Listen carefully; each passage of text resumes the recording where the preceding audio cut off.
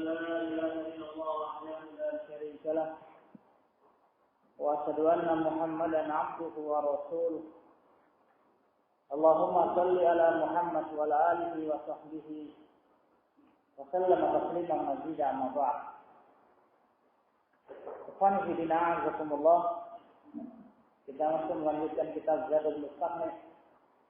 Kita masih dalam pembahasan babul anyah, bab bejana. Yang kemarin sudah kita bahas, semua bejana boleh dipakai kecuali bejana yang terbuat dari emas dan perak. Dilarang keduanya dipakai untuk makan. Baik oleh kaum laki-laki maupun oleh kaum perempuan. Nah, dan juga menurut mu'allif rahimahullah, bejana-bejana yang terlapis dengan emas dan perak.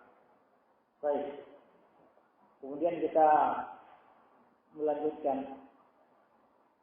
Wa tasihu at-taharatu minha, dan sah bersuci darinya, sah bersuci dari bejana yang terbuat dari emas dan perak. Jadi sah seorang berwudu, sah seorang berwudu dengan air yang ditempatkan di bejana yang terbuat dari emas atau perak. Seseorang mempunyai bejana yang terbuat dari emas, kemudian kasih air, dia berwudu. Nah, berwudu dari air yang ada di dalam bejana tersebut, maka sah wudunya. Baik, karena larangannya adalah makan dan minum dari bejana yang terbuat dari emas dan perak. Adapun bersuci, ya, berwudu, mandi, tidak ada larangannya. Demikian pula ikhwani fillah azakumullah, bersuci biha, bersuci dengan air,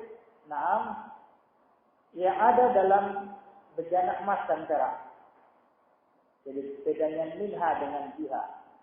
Kalau minha, baik kita berwudu dari air yang ada di dalam bejana emas atau perak.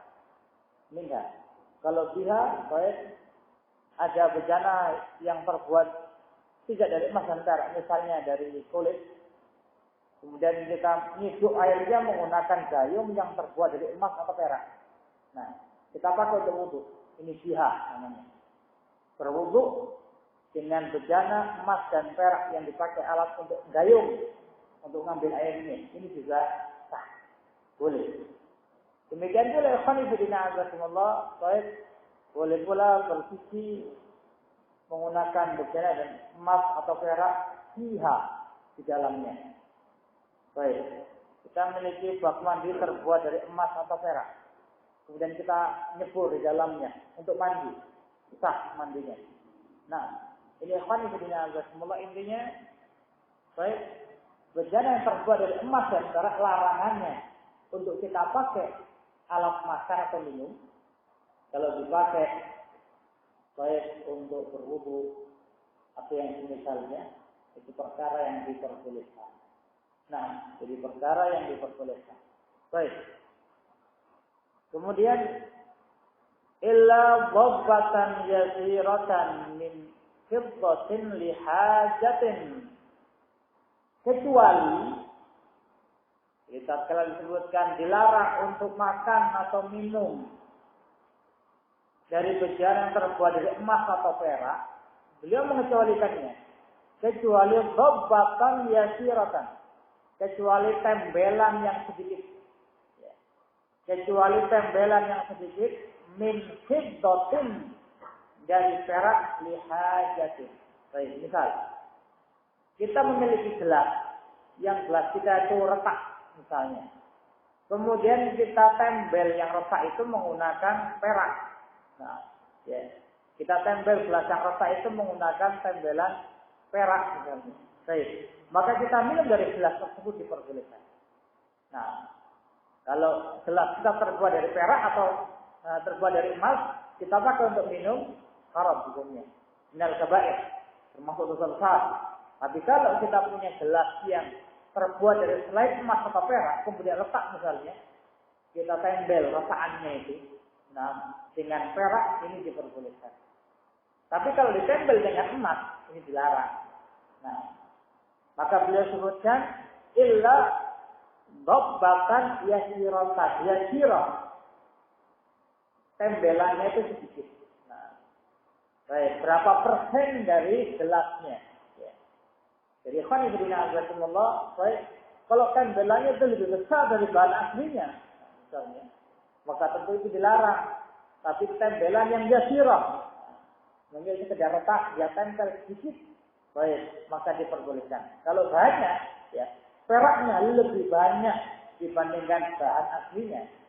Misalnya, baik gelas itu terbuat dari tembaga, misal. Retak kemudian kita tempel dengan perak. Tapi perak ini kedudukannya lebih besar daripada tembaganya, ini nggak boleh. Nah, tapi kalau tempelannya sedikit, diperbolehkan. Kemudian lihajatin syaratnya lihajat. Nah, memang itu diperlukan. Kalau subhanallah azakumullah, gelas kita tempel perak, tujuannya apa? Biar kelihatan indah misalnya. Biar kelihatan bagus, maka dilarang untuk dipakai. Nah, boleh kita pakai gelas yang ditempel dengan perak itu lihajatin. Memang betul-betul kita butuh minum dengan gelas itu. Baik, ditempel dengan perak. Tapi kalau kita hiasi dengan perak sebagai hiasan agar bagus, baik ini yang terlarang. Nah, ini khonifidina azakumullah. Baik. Jadi, beliau memberikan pengecualian bolehnya minum dari bejana emas atau perak kalau itu tempelan. Baik, yang sedikit. Wa tukrahu mubasharatuha li ghairi hajatin. Kata beliau rahimahullah, na'am, dan makruh hukumnya langsung bisa mubasyarah, langsung nempel. Tatkala kita minum dari gelas yang ditempel dengan perak. Makruh hukumnya mulut kita, bibir kita tuh langsung nempel dengan peraknya. Nah, kata beliau ghairi hajatin, kalau memang tidak kebutuhannya. Jadi pilih tempat yang nempel dengan bibir itu yang selain peraknya. Nah, yang tadi enggak tempelan, baik itu yang dekat dengan mulutnya. Jadi kata beliau rahimahullah. Tadi Ukhwani Bidina Azakumullah, Muhammad bin Shalih Al-Utsaimin rahimahullah, beliau memberikan keterangan was-shawab annahu laisa bimakruhin. Pendapat yang benar tidak makruh. Jadi pendapat yang benar, kalau seseorang menempelkan mulutnya dengan perak sebagai tempel lepas, tidak makruh, tidak dibenci. Baik, li'annal karaha, kalau beliau karena hukum makruh itu hukmun syar'i yahtaju fi isbati ila dalilin syar'i. Karena menetapkan sebuah hukum itu perlu dalil yang syar'i. Dan tidak ada dalilnya larangan seorang menempelkan mulutnya, bibirnya tatkala minum langsung bersentuhan dengan perak. Jadi tidak ada larangannya, tidak ada dalilnya. Hingga kata beliau rahimahullah, boleh dan tidak makruh. Nah, ini ikhwan fillah azakumullah.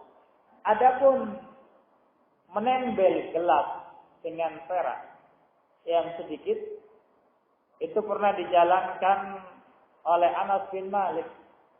Baik, menempel gelasnya Rasulullah sallallahu alaihi wasallam, atau ada yang menyatakan yang menempel Rasulullah sallallahu alaihi wasallam pernah dijalankan Rasulullah gelasnya retak sudah ditempel dengan perak. Baik, dikeluarkan Imam Bukhari dan juga Al-Hafidz Ibnu Hajar dalam Bulughul Maram. Ini ikhwan fillah azakumullah. Naam. Qala rahimahullah wa tubahu aniyatul kuffari walau lam tahillu dabaihum. Dan diperbolehkan bejananya orang-orang kufar. Diperbolehkan kita menggunakan bejananya orang-orang kufar. Nah, mutlak orang-orang kufar, baik itu ahli kitab maupun dia itu bukan ahli kitab.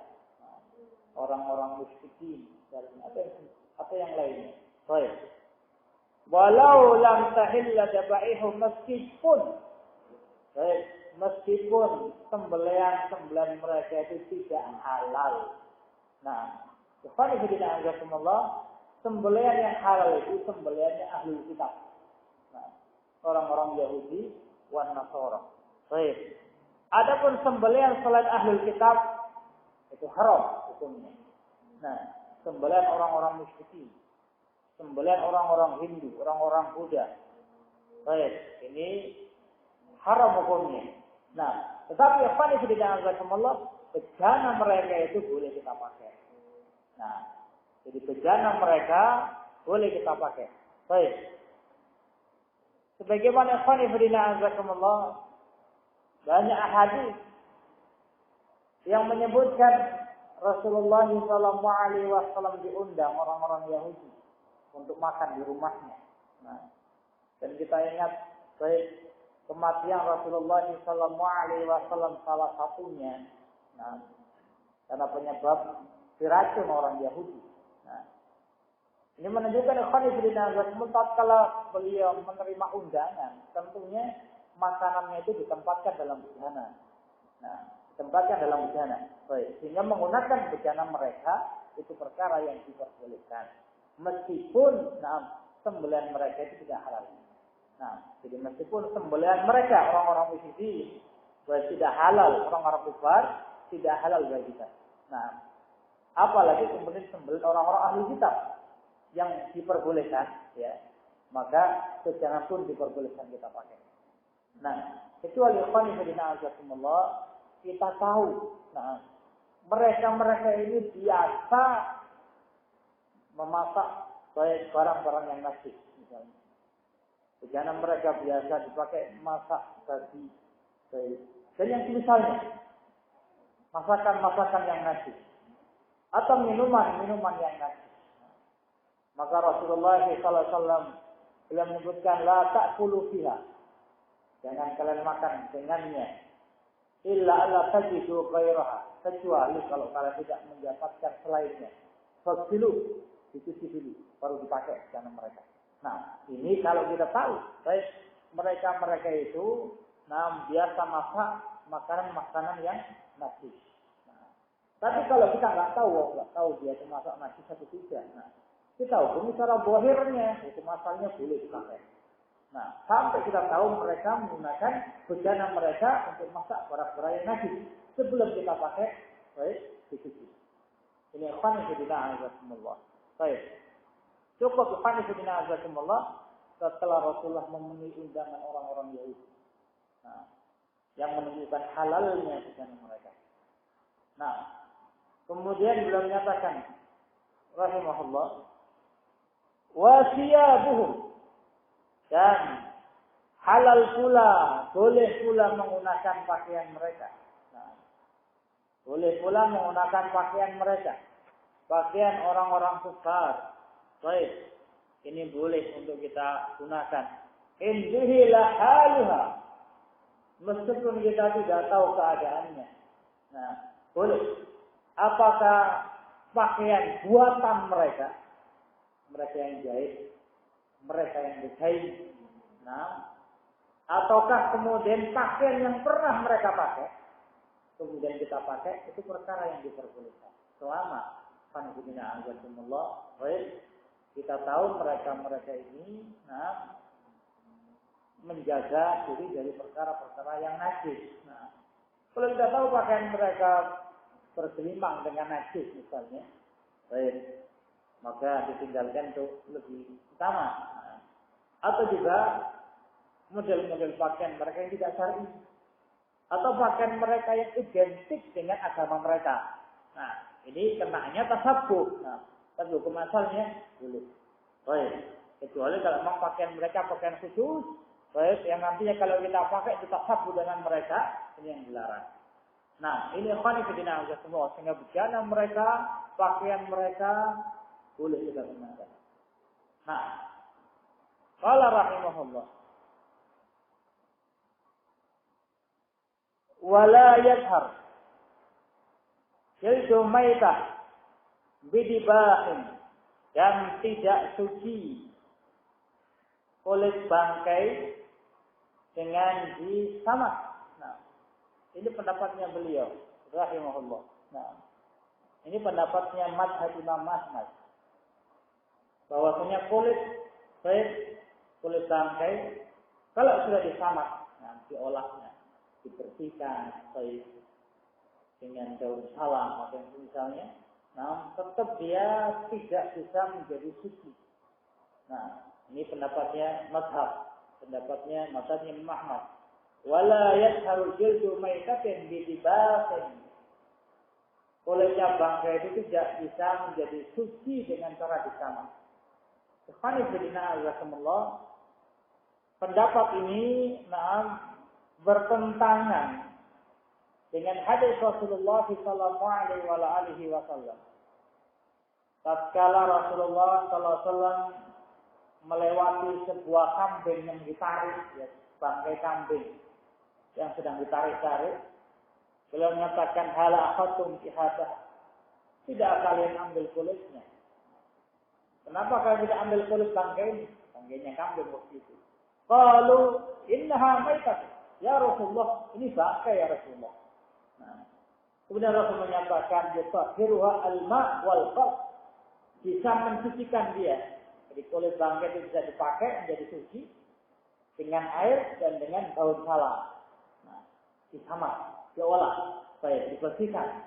Nah, ini menunjukkan kulitnya bangkai itu bisa suci dengan cara disamak. Nah, ini jelas apa yang dibawakan mazhab Ahmad bertentangan dengan hadis ini. Baik, hadis ini dikeluarkan Imam Ahmad, Abu Dawud, An-Nasa'i dan yang lainnya. Baik, yang jelas ini pendapat yang marjuh, pendapat yang lemah, yang menyatakan kulit bangkai tidak bisa menjadi suci baik dengan cara disamak. Nah, dalilnya jelas kulit bangkai kalau disamak dia menjadi suci. Nah, ini fanifidina azakumullah. Menurut mazhabnya Imam Ahmad, bangkai itu baik najisnya najis ain. Nah, jadi najis ain memang asalnya itu najis, sehingga tidak bisa kemudian disucikan. Nah, bukan sesuatu yang suci terkena najis, tapi betul-betul zatnya itu najis sehingga tidak bisa disucikan. Ini menurut pendapat mereka. Baik, tapi nas hadis ini baik Rasul menyebutkan yutahhiruhal ma' wal qalb, disucikan kulit bangkai itu menggunakan air dan baik daun salam. Nah, ini khanifidina azakumullah. Ini sharih, hadis yang sharih jelas yang menunjukkan kulit bangkai itu bisa menjadi suci. Baik, ingat bisa menjadi suci, tidak menjadi halal. Nah, bisa menjadi suci untuk sentuh, tidak menjadi halal. Baik, tetap dia suci tapi haram. Nah, karena dia bangkai maka haram untuk dimakan. Baik, dia selamanya haram. Maka kalau dia disentuh, baik, kalau kita sholat menggunakannya misalnya, maka sah sholatnya tidak menjadi najis. Nah, karena dia sudah disucikan dengan cara disamak, tapi dia tidak dihalalkan. Karena dia bangkai maka haram untuk dimakan. Boleh untuk dipakai, tapi haram untuk dimakan. Baik, ini khanifidina azakumullah. Kemudian pendapatnya beliau rahimahullah, beliau menyebutkan wa yubahu isti'maluh, diperbolehkan untuk menggunakannya, diperbolehkan boleh menggunakan kulit bangkai. Nah, meskipun menurut pendapatnya mazhab tidak bisa suci dengan disamak, tapi boleh untuk dipakai ba'da dalhi riyabisin, boleh dipakai setelah disamak. Nah, setelah kulit bangkai itu disamak, boleh dipakai, tapi tetap kedudukannya dia itu najis. Nah, karena tidak bisa menjadi suci. Baik, tetap najis tapi boleh dipakai riyabisin, dalam perkara-perkara yang kering. Maksudnya kalau dia itu sudah kering. Nah, ini ikhwan fillah azakumullah, kalau seorang memiliki kulit, ya, kulit kambing, bangkai. Nah, kambing yang mati, kemudian kulitnya diambil, baik kemudian disamak. Nah, kering dia, baik. Menurut pendapat yang mazhab Imam Ahmad, nah, ini tetap najis. Baik, berarti tidak bisa disucikan. Nah, tapi dia bisa untuk dipakai. Baik. Tapi dipakainya dalam hal-hal yang kering. Kalau dipakai bejana untuk tempat air, dilarang. Nah, karena nantinya dia akan mungkin berpengaruh dengan airnya. Ini barang yang najis, terkena air, mungkin airnya akan berpengaruh menjadi najis. Nah, maka kalau dipakai dalam perkara-perkara yang kering, dipakai tali misalnya, nah, pokoknya bersentuhan dengan bahan yang kering, enggak ada masalah. Baik, ini pendapatnya muallif. Nah, syaratnya Allah. Kulit bangkai baik yang sudah disamak itu boleh dipakai dalam keadaan kering. Tidak sembarang kulit bangkai, hanya min hayawanin tahirin, itu di fotokopian kurang tahirin. Min hayawanin tahirin, dari hewan yang suci. Nah, dari hewan yang suci fil hayati tatkala itu. Nah, jadi tidak semua kulit bangkai itu bisa dipakai setelah disamak.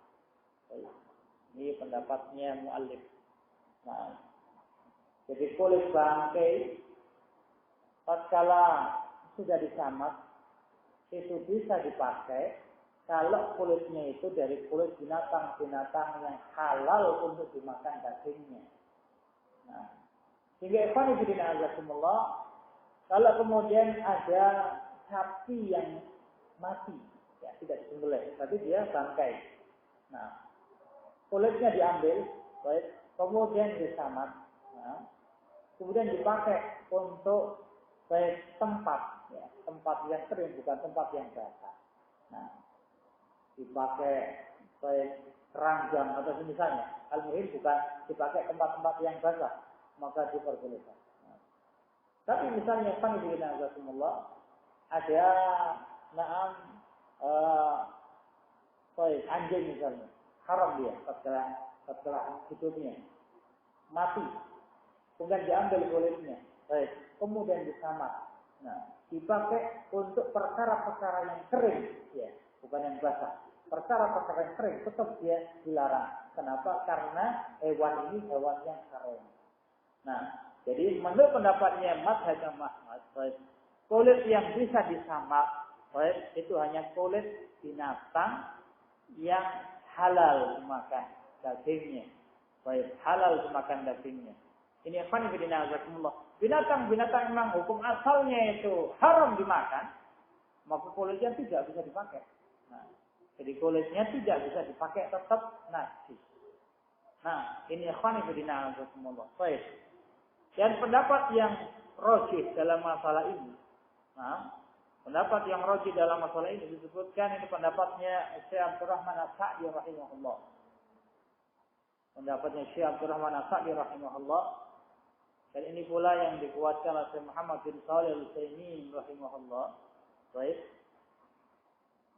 Bahwasanya kulit bangkai itu jika disamak maka dia suci.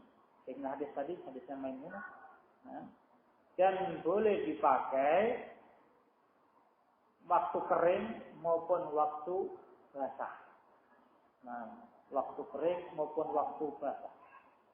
Disebutkan dalam hadis yang panjang oleh Imam Muslim rahimahullah. Baik, kisah perjalanan perangnya Rasulullah bersama para sahabatnya.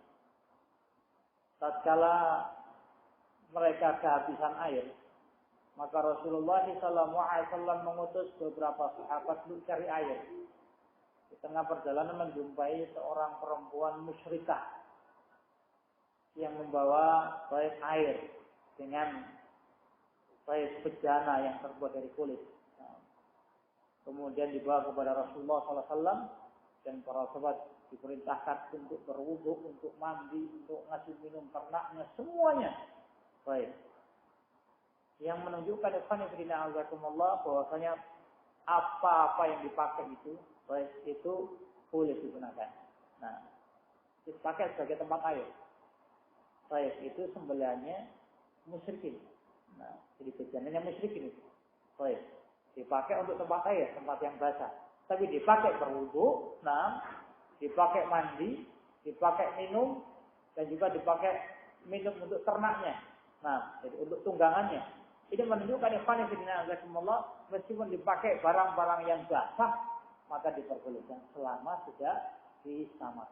Nah, selama kulit bangkai itu sudah disamak, baik, maka dia boleh digunakan. Kalau belum disamak, nah, maka dia najis. Ya. Kalau belum disamak, maka dia najis. Baik, ini ikhwan fillah azakumullah. Bagaimana kalau kulit bangkai belum disamak? Nah, kemudian baik, dia dipakai sudah kering, dipakai tali jemuran misalnya. Nah, ini kulitnya bangkai, dipakai tali jemuran. Kemudian kita cantolkan, kita jemur pakaian kita di situ. Nah, apa pakaian kita menjadi najis? Baik, dengan tali yang terbuat dari kulit bangkai yang belum disamak. Jelas kulit bangkai itu najis. Nah, dia belum disamak.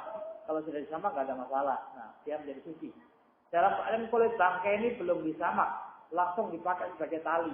Baik. Kemudian pakaian kita cantolkan di situ. Nah, apakah pakaian kita menjadi najis dengannya? Baik, dilihat subhanallah. Kalau ada asar najisnya di pakaian kita, maka najis. Nah, kalau kemudian tidak ada asarnya, baunya, nah warnanya, rasanya misalnya tidak ada bekas-bekas najisnya, maka tidak bisa menjadi najis pakaian kita. Baik. Tidak semata-mata bersentuhan dengan najis menjadi najis. Nah, benda yang suci bersentuhan dengan benda yang najis. Tidak semata-mata dengan cara bersentuhan menjadi najis benda yang suci. Tapi tidak ada pengaruhnya tidak.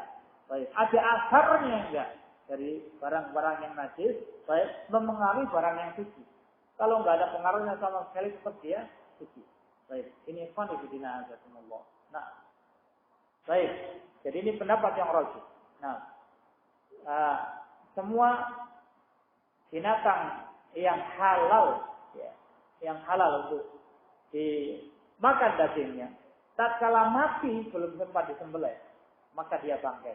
Baik, kulitnya bisa dipakai, jadi kulitnya bisa dipakai tempat air atau yang misalnya dengan syarat disamak. Nah, dengan syarat disamak. Baik, berarti yang pertama kulitnya binatang-binatang yang halal untuk dipakai, ya, atau halal untuk dimakan. Nah, binatang-binatang yang halal untuk dimakan. Baik. Yang kedua, baik kulitnya binatang-binatang yang tidak memiliki darah yang mengalir. Nah, jadi binatang yang tidak memiliki darah yang mengalir itu tidak najis. Baik.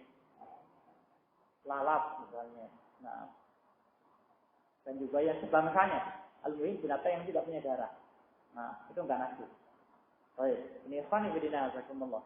Tapi Allah alam apa ada enggak bejana terbuat dari kulitnya lalat, kulitnya semut, misalnya al-muhim. Baik, itu enggak najis. Nah, karena Rasulullah SAW tatkala memerintahkan baik tatkala ada lalat yang masuk, baik untuk dicelupkan. Nah, ini menunjukkan tidak najis. Baik, ini ikhwanifidina azakumullah. Kemudian juga baik bejana yang terbuat dari kulitnya manusia. Nah, ini enggak najis. Baik. Jadi manusia itu kulitnya tidak najis. Nah, khonifidina azakumullah. Baik. Kalau begitu apakah boleh? Nah, kita membuat bejana dari kulit manusia misalnya. Karena dia enggak najis. Baik.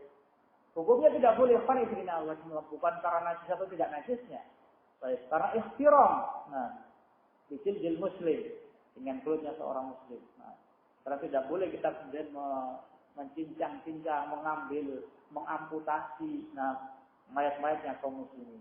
Nah, karena ikhtiramnya, baik dengan kulitnya Bani Adam, baik dihormatihi, bukan karena najisnya, tapi kehormatan seorang muslim, maka kulitnya tidak bisa dan tidak boleh dipakai sebagai busana.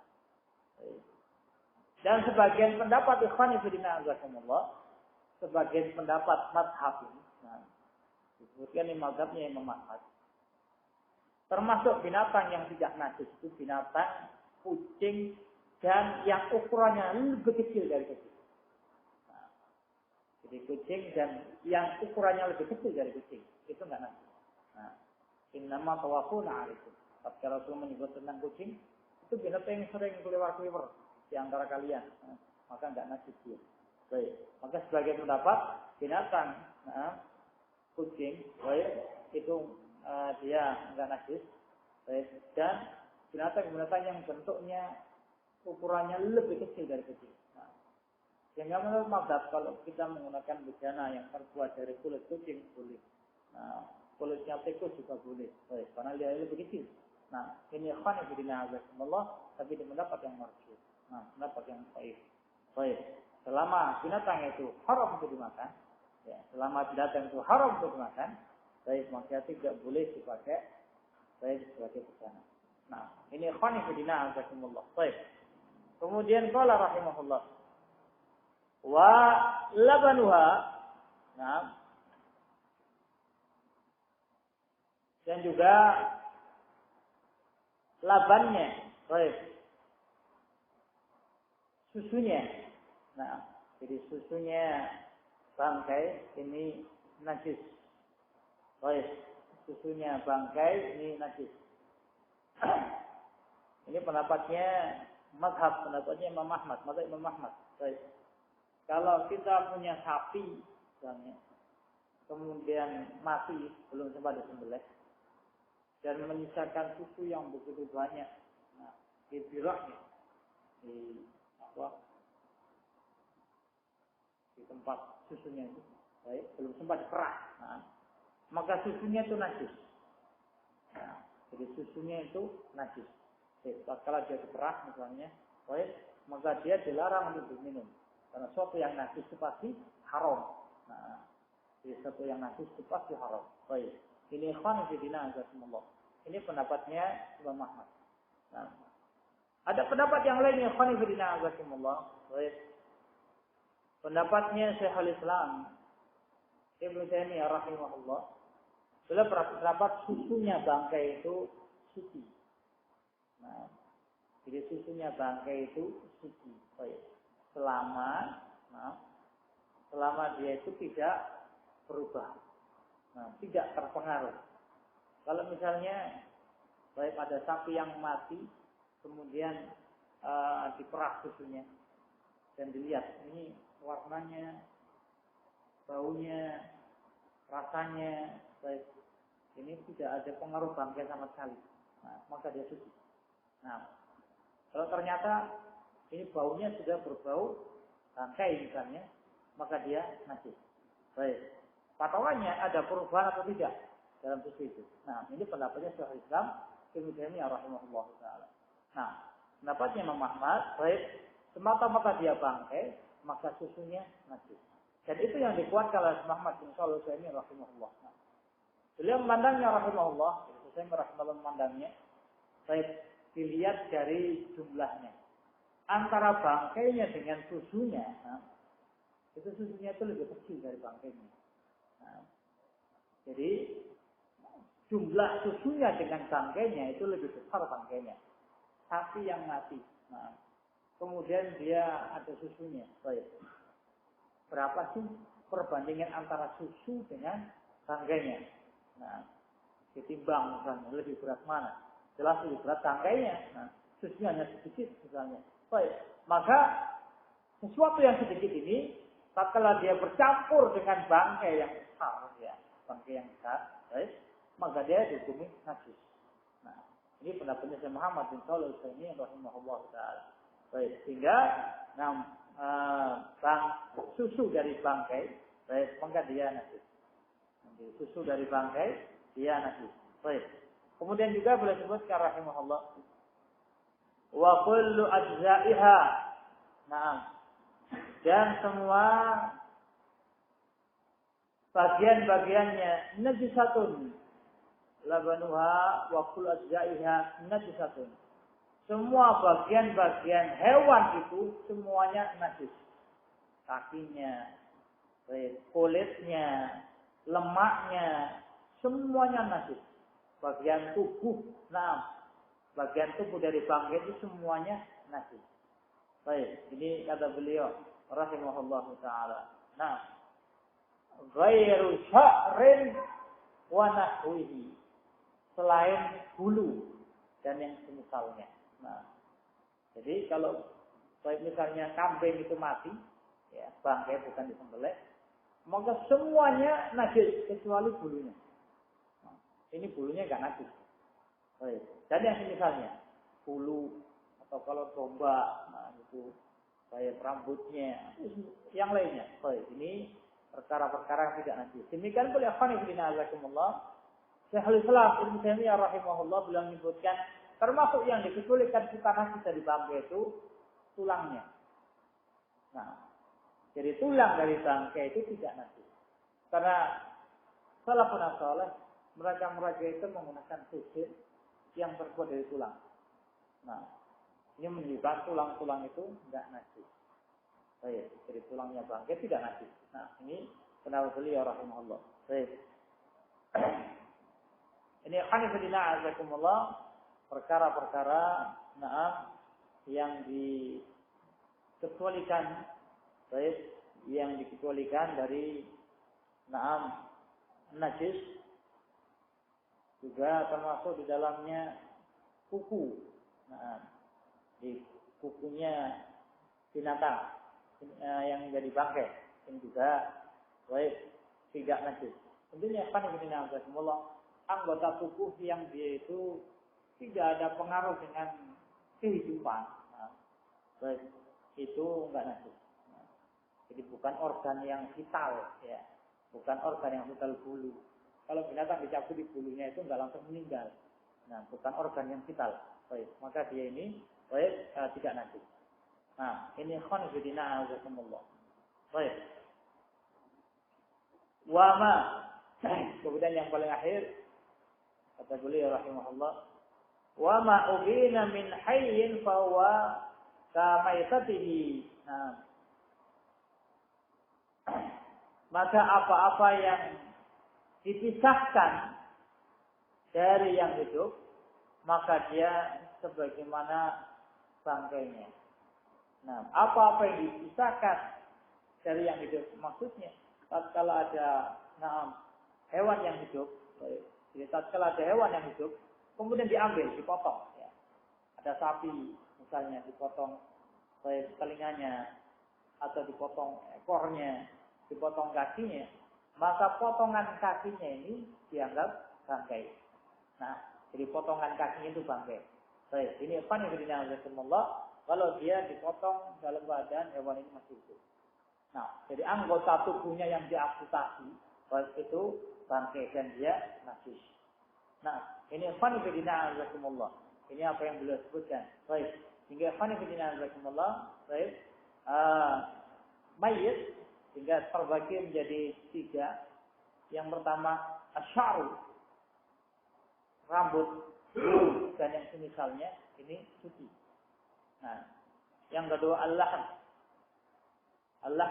ini daging. Nah, ini najis. Semua yang di dalamnya kulit, maka dia najis. Baik.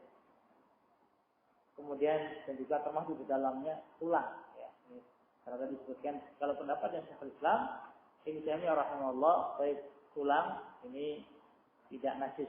Itu sebagian pendapat yang Imam Ahmad. Imam Ahmad memiliki 2 pendapat. Yang pertama najis, yang kedua tidak najis. Baik. Kemudian yang ketiga al-juz, kulit. Nah, kulit ini di antara tengah-tengah, nah, antara bulu dengan daging sampai ke dalam. Bulu itu enggak najis, daging sampai ke dalam itu najis. Dan kulit ini tengah-tengah.